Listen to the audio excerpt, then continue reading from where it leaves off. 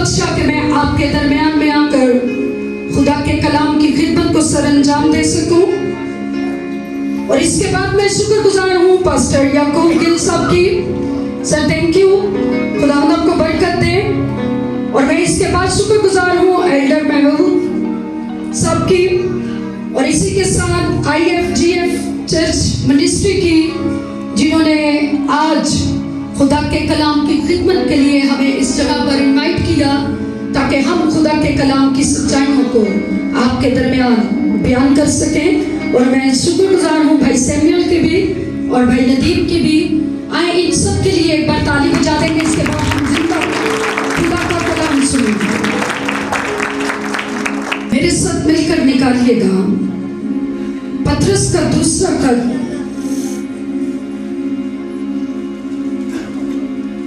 और उसका पहला बाप और उसकी 10वीं आयत को पढ़ने में रहनुमाई कर दे।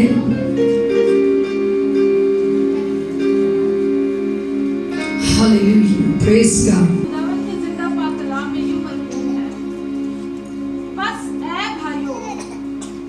अपने बुलावे और बदअज़ीज़गी को साबित करने की ज्यादा कोशिश करो, क्योंकि अगर ऐसा करोगे तो कभी ठोकर ना खाओगे। आमीन। खुदावंद का पाक कलाम पढ़ा जाना और सुना जाना हम सब के लिए बाइस से बरकत हो। यहाँ पर हमने पढ़ा, पासे भाइयों अपने बुलावे और बरगज़ीदगी को साबित करने की ज्यादा कोशिश करो, क्योंकि अगर ऐसा करोगे तो कभी ठोकर ना खाओगे। खुदावंद का पाक कलाम पढ़ा जाना और सुना जाना हम सब के लिए बाइस से बरकत हो। आज के कलाम का जो उन्वान है वो मेरे पीछे सबने पढ़ना है, ताकि जब आपको उन्वान याद हो जाए तो इसके बाद पूरा कलाम आपको याद रहेगा। अपने बुलाए जाने पर गौर करो। अपने बुलाए जाने पर गौर करो। अपने बुलाए जाने पर गौर करो। अपने बुलाए जाने पर गौर करो। यहाँ पर आज खुदा की आवाज यहाँ बैठी हर एक जिंदगी के लिए कि खुदा आपको पुकार रहा है, आपके लिए दावत है, आपके लिए इन्विटेशन है कि खुदा की आवाज आपको हमेशा की बादशाहत के लिए पुकार रही है। और वो कह रही है, ऐ मेरे बेटे, ऐ मेरी बेटी, मेरे पास वापस लौट आ, क्योंकि मैंने तेरी खातिर अपने बदन को कुर्बान किया है ताकि तुझे हमेशा की जिंदगी में दाखिल कर सकूं।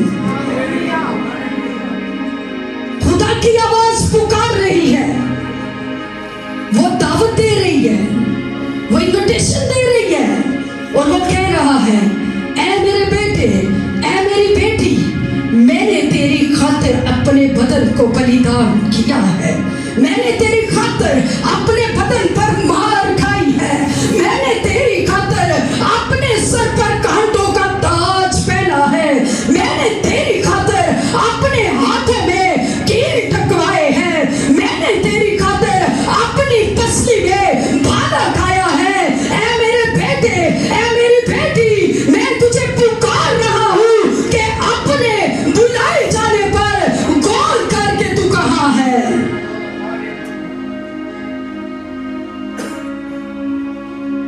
अपनी जिंदगी को चेक करें। गौर का मतलब मुतवज्जो होना। कितने हैं जो आसमान की बादशाहत में जाने के लिए तैयार हैं? आप अपनी जिंदगी पर गौर करें। जाने के सब ख्वाहिशमंद हैं, मगर चेक करें कि रास्तबाजी है। जानस्ते रूह दा लिबास पा लिया वे। जाने के लिए पूरी तैयारी हो चुकी है। अगर अभी बुलावा आ जाए कि मेरे पास वापस आ जा, तैयार कि बादशाहत में जाएंगे? या आपकी जिंदगियां अभी भी दो तरह के दौराहों पर हैं। आज आपकी कलीसिया के लिए यह आवाज है खुदा की कि अपने बुलाए जाने पर क्या करो? तवज्जो करो, उरे परे तवज्जो हटा लो। नाल वाले घर च की हो रहा है, दूसरे चर्च में क्या हो रहा है, हट जाए इन चीजों से। वो कहता है कि अपनी जिंदगियों पर तवज्जो दो।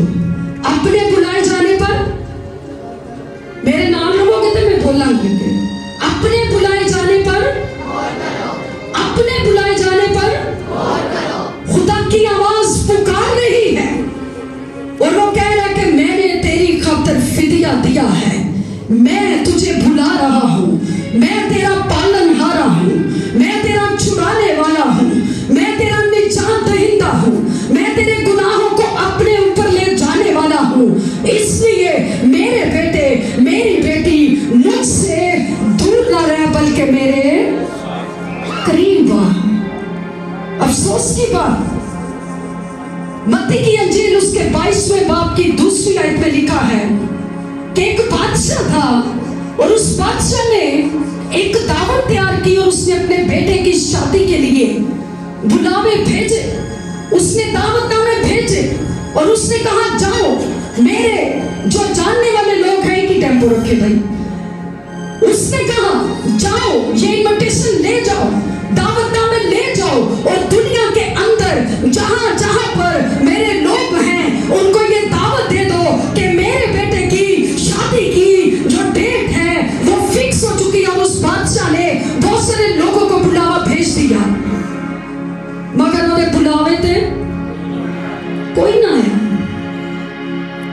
बादशाह परेशान हो गया, उसने कहा मैंने तो इतने बड़े बड़े बैल ज़बह करवाए, मैंने इतना खाना तैयार कर लिया, मैंने शादी के सारे इंतजामात कर लिए, मगर अफसोस के उसके बुलाए जाने पर वहां पर कोई नहीं पहुंचे। जैसे आज हम काफी देर वेट करते रहे कि गैदरिंग होगी तो हम आएंगे, भाई जिसको आपने टाइम दिया वो आपके आने से पहले इस जगह पर मौजूद था,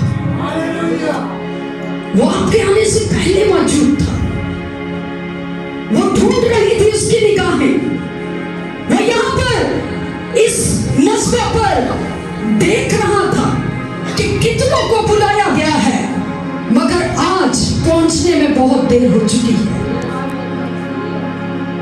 अपनी जिंदगियों पर गौर करें। आदत का टाइम 6 बजे 7 बजे,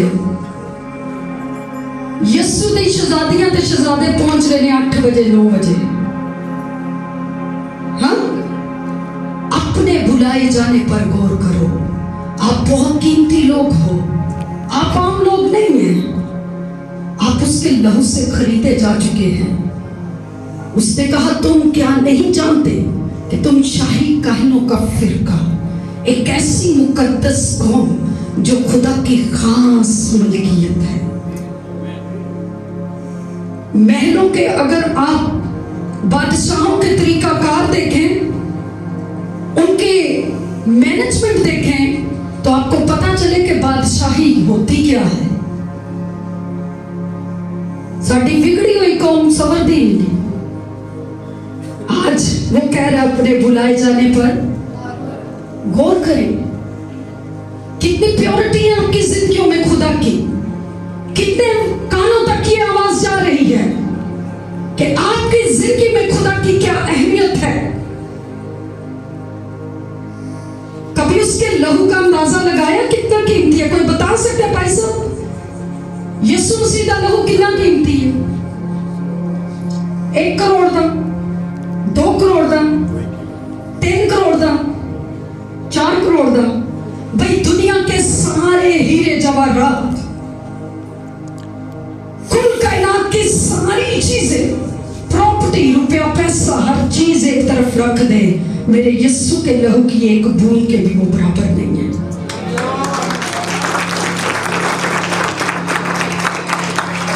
जो मेरे बेटे तेरे लिए बहा है, तू बहुत कीमती है। अपनी कीमत का अंदाजा लगा।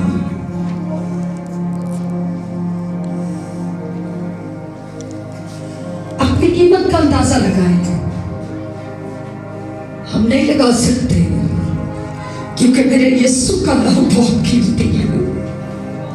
और वो आपके लिए बहा है, वो मेरी निजात के लिए बहा है और उसका लहू पुकार रहा है कि आज अपने बुलावे पर गौर करो, क्योंकि मैंने तुम्हारी कीमत अदा की। उसने पेमेंट अदा की है। जिस लहू की एक बूंद की आप कीमत नहीं लगा रहे, जितनी मार उसने खाई है उसका अंदाजा लगा सकते? फिर भी गुनाहों के अंदर, फिर भी बदियों के अंदर, फिर भी जिस्मानी ख्वाहिशात के अंदर फंसे हुए हैं। दुनिया के गुनाहों ने आप पर कब्जा किया हुआ है। आपका दिल किसी और जगह पर लगा हुआ है और खुदा का दिल आपके साथ लगा हुआ है। वो कह रहा है मैं पुकार रहा हूं, मैंने तुम्हारा फिदिया दिया है, तुम्हारे लिए बुलावा है कि मैं तुम्हें आसमानी बादशाहत में ले जाने चाहता हूं। वो कहता है कि तू बहुत कीमती है।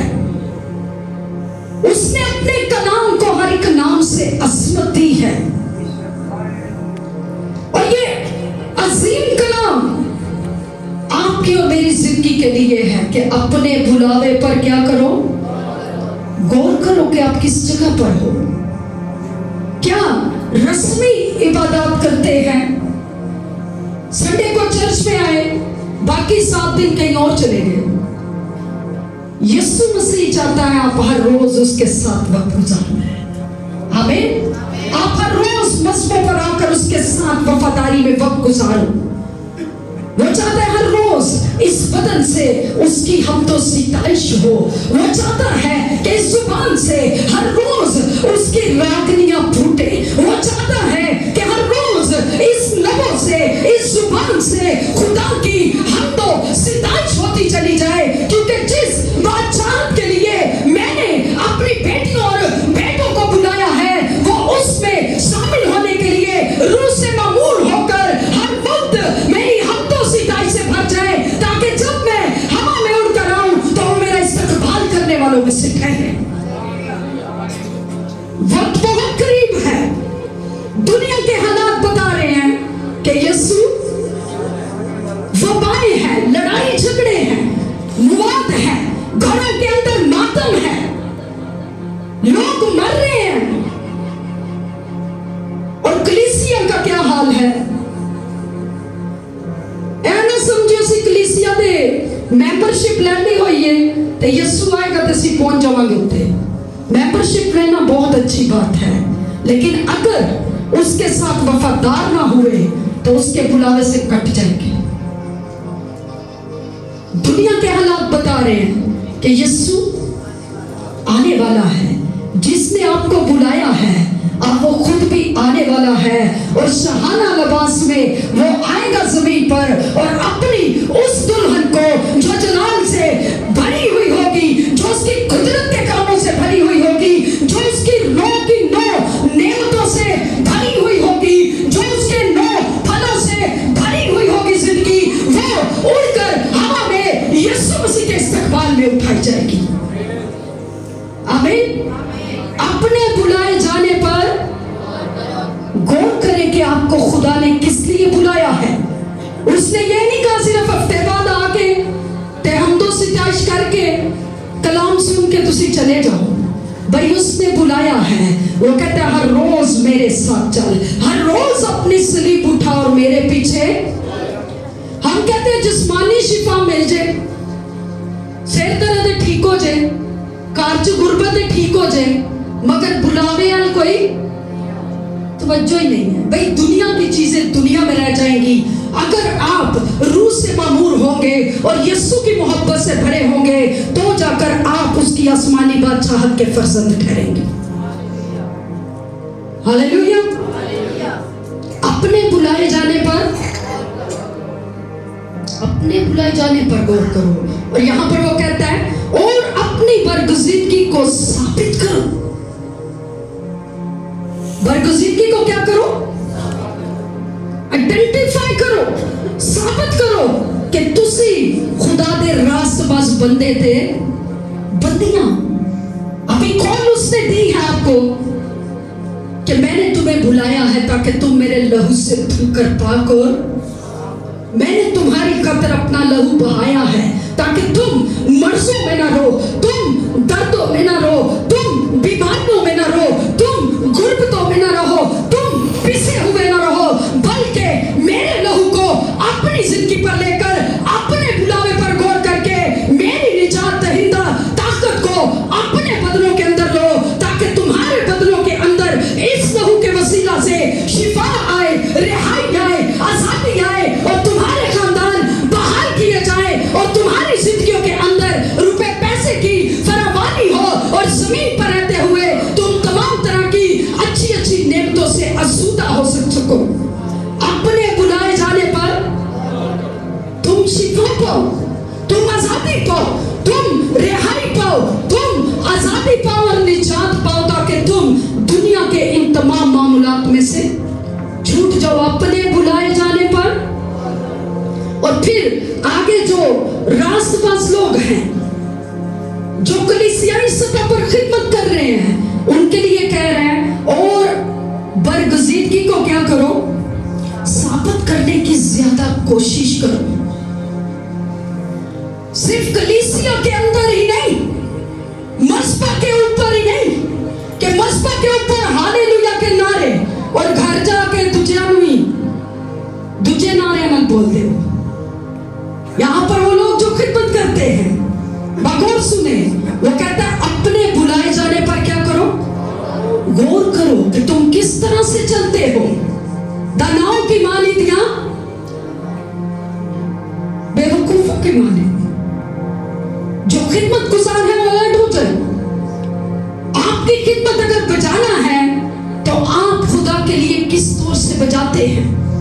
आपकी खिदमत अगर प्रस्तिश करना है तो आप क्या, जब मस्बा पर हैं तो आप परस्तार हैं, लेकिन जब आप घर में हैं तो आप क्या हैं। हमने अपनी हालतों को क्या करना है, चेक करना है, क्योंकि वो कहता अपने बुलाए जाने पर क्या करो, वो कहता अपने बुलाए जाने पर गौर करो। सिर्फ दरी बिछा के सेटअप करके मत समझे कि मैं निजात में चला जाऊंगा। अगर किरदार ठीक ना हुआ, अगर रवैया ठीक ना हुआ, अगर घर के अंदर भी वैसा मिजाज ना हुआ जैसा यीशु का है, तो आप आसमान की बादशाहत में नहीं चल सकते। क्योंकि वो कहता है अपने बुलाए जाने पर क्या करो, गौर करो, मतवज्जो हो कि खुदा ने आपको किस लिए बुलाया है। अब ये नहीं खुदा ने प्रेस्टीज के लिए बुलाया है कि तुसी को नहीं, मैं मुबशर हूं। हाँ? और अगर खुदा ने आपको मुबशराना खिदमत दी है तो तुसी को नहीं, हूं मैं पादरी हूं। वो कहता है अपने बुलाए जाने पर क्या करो, गौर करो और बरगजीदगी को साबित करने की क्या करो, ज्यादा कोशिश करो।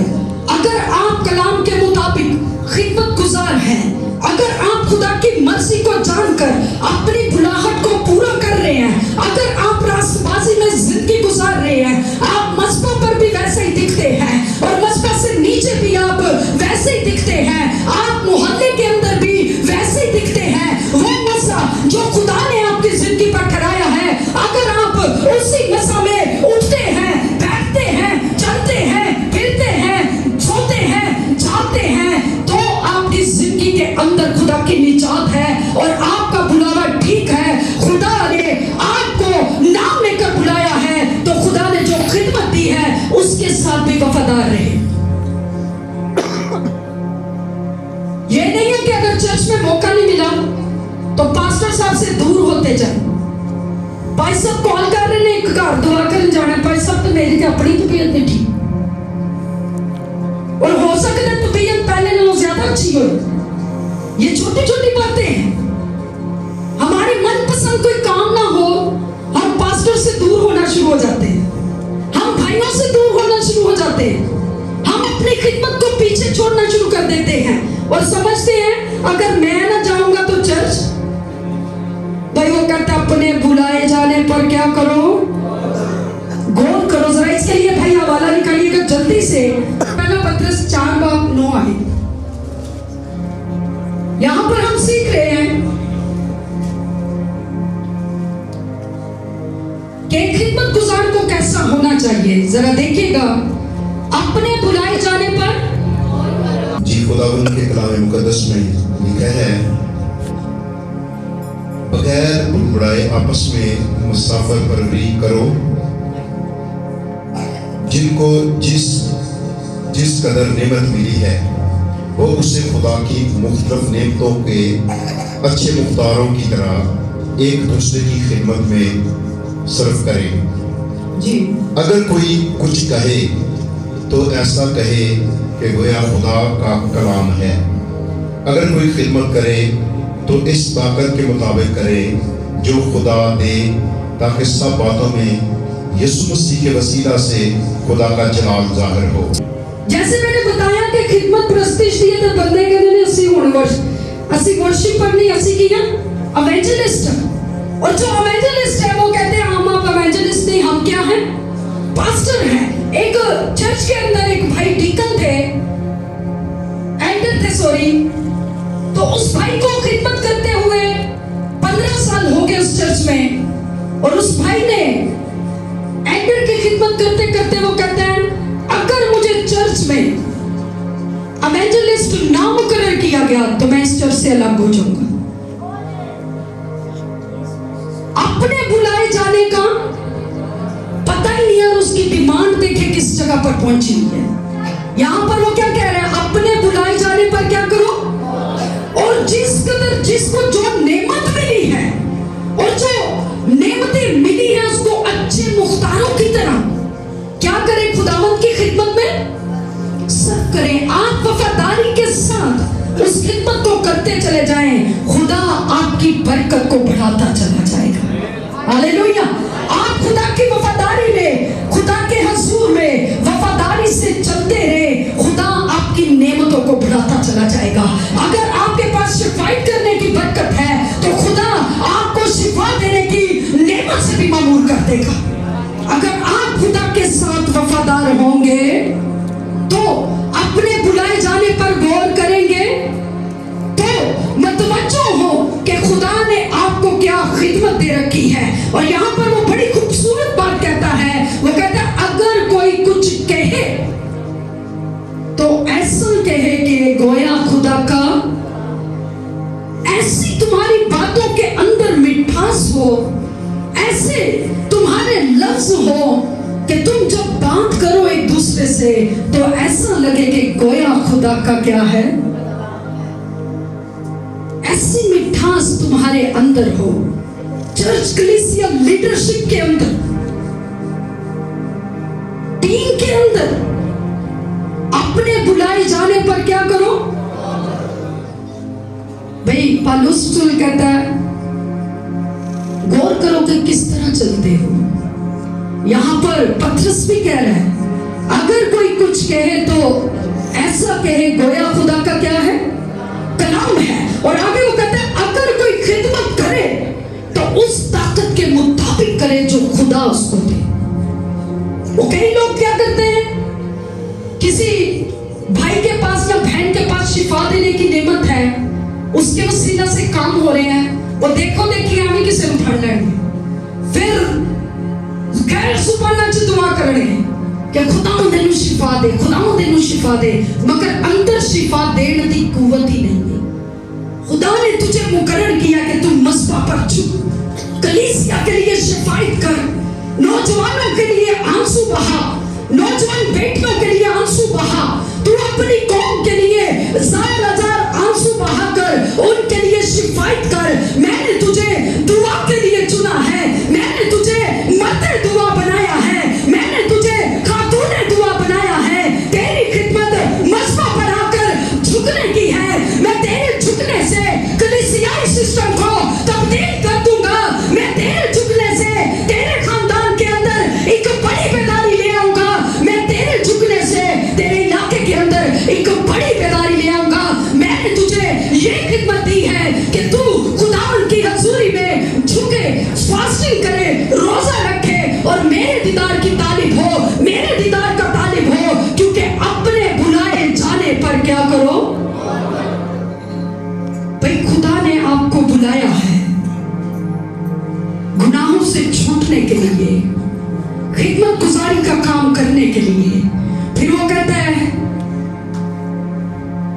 जो ताकत के मुताबिक करे, जो खुदा दे, ताकि सब बातों में यीशु मसीह के वसीला से किसका जलाल जाहिर हो, किसका जलाल जाहिर हो।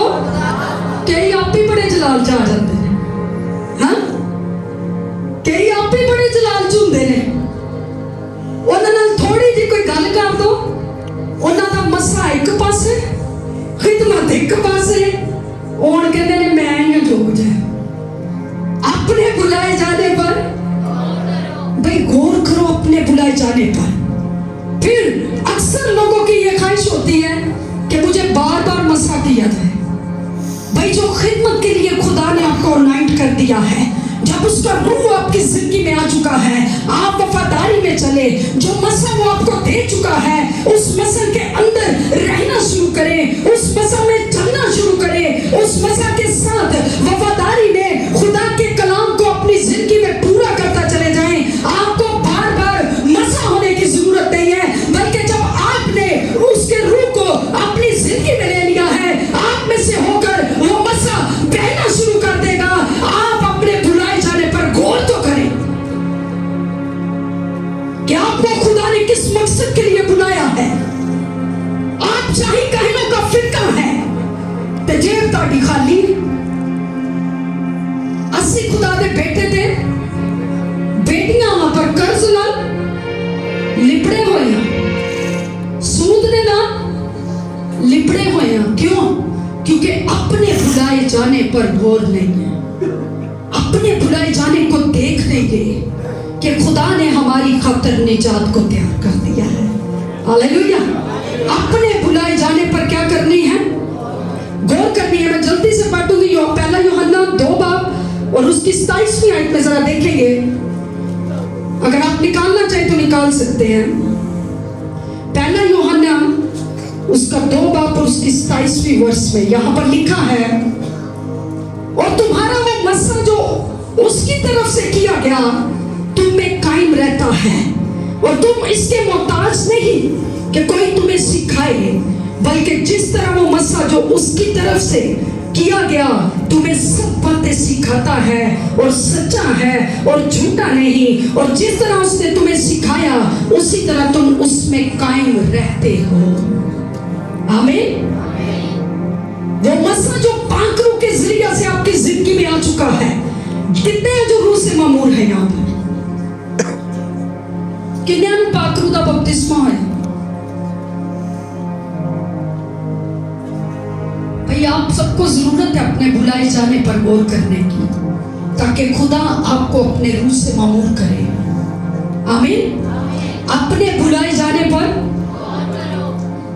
अपने बुलाए जाने पर गौर करें कि यीशु मसीह आपका इफ्जी बना है, यीशु मसीह आपका कफारा बना है, यीशु मसीह आपका निजात दहिंदा बना है, और उसने आपको बुलाया है ताकि आप उस अपनी बादशाहत में दाखिल हो सके जो यीशु मसीह ने अपनी बेटियों और बेटों के लिए तैयार रख छोड़ी है। आमीन। अपने बुलाए जाने पर कि किस तरह चलते हो। आए आंखें बंद करें।